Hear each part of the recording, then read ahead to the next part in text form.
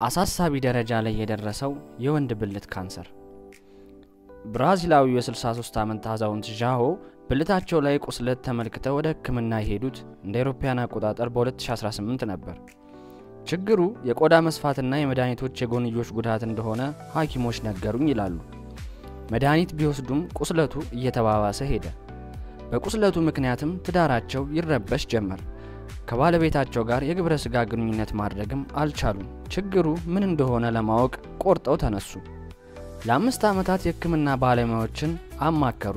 የተለያዩ መድኃኒቶችም ወሰዱ። ነገር ግን መፍትሄ አልተገኘለትም።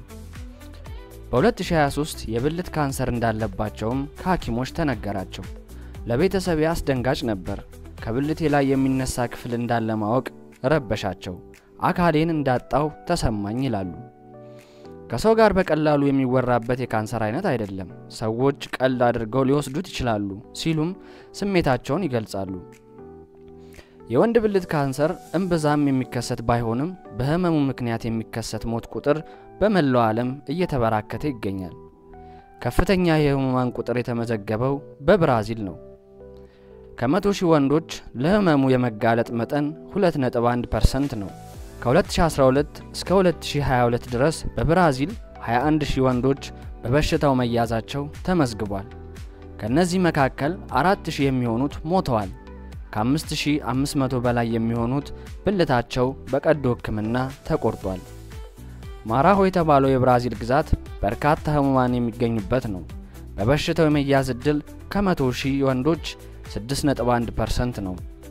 የህመሙ የመጀመሪያው ምልክት ብልት ላይ የሚወጣ ጠባሳ ነው።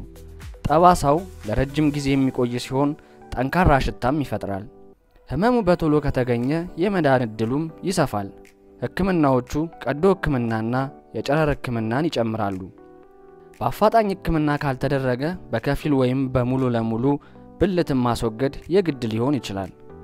ከብልት በተጨማሪ የዘር ፍሬና ሌሎችም የብልት አካላት ሊወገዱ ይችላሉ። ዣኦ በከፊል ብልትን የማስወገድ ቀዶ ሕክምና ተደርጎላቸዋል። እኔ ላይ ይደርሳል ብለን የማናስበው ነገር ነው። ሲደርስብንም ለሰው ሁሉ አልነገርንም ይላሉ። ቀዶ ሕክምና ያስፈራኝ ነበር። ሌላ አማራጭ ግን አልነበረም። ቀዶ ሕክምናውን ካደረግኩ በኋላ የነበሩት የመጀመሪያ ሳምንታት የሐዘን ነበሩ። የብልት አካልን ማጣት አስከፊ ነው ሲሉ ወቅቱን ያስታውሳሉ። በሳኦ ፖሎ የሚገኘው ካርማርጎ ካንሰር ማዕከል በዩሮሎጂ ክፍል የሚሰሩት ቲያጎ ካማሎ እንደሚሉት ብልት በከፊል ብቻ ከተወገደ መሽናት ይቻላል። ሙሉ በሙሉ ብልት ከተቆረጠ ግን የሽንት ቱቦ ቦታው ወደ መቀመጫ አካባቢ ይዞራል። ህመምተኛውም ተቀምጦ መሽናት ይኖርበታል ሲሉ ያስረዳሉ። ለህመሙ ከሚያጋልጡ መካከል የብልት ጫፍ ቆዳ አለመለጠጥ እና ሲጋራ ማጤስ ይጠቀሳሉ። የብራዚል የዩሮሎጂ ማህበር አባል ሞሪሲዮ ዴነር እንደሚሉት ንጽህና ለመጠበቅም አንደኛው ለህመሙ የሚያጋልጥ ነው።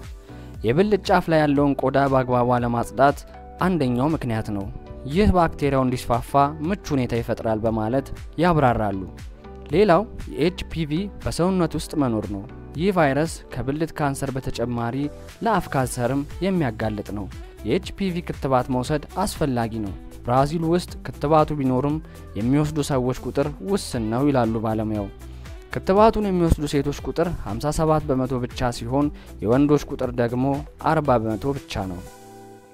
ህመሙን ለመከላከል የክትባት ተደራሽነት መጠን 90% መሆንም አለበት። ባለሙያው እንደሚያስረዱት ስለ ክትባቱ ያለው የተዛባ ምልከታ ብዙዎች ክትባቱን እንዳይወስዱ ምክንያት ሆኗል። ዲኤምአይአር የተባለው የህብረተሰብ ጤና ተቆጣጣሪ አካል በ2022 ባወጣው መጽሔት ላይ የወንድ ብልት ካንሰር በ43 ሀገራት ያለውን የስርጭት መጠን ተንትኗል። ከ2008 እስከ 2012 ባሉት ዓመታት ቀዳሚ ተጋላጭ ሀገር ኡጋንዳ ነበረች። መጠኑም በ100,000 ወንዶች 2.2% በመቶ ነበር። በሁለተኛ ደረጃ በ2.1 መጠን የተቀመጠችው ብራዚል ስትሆን በሶስተኛነት በ1.4 መጠን ታይላንድ ተቀምጣለች። ኩዌት ደግሞ በ0.1 መጠን ነው በዝርዝሩ የተካተተችው።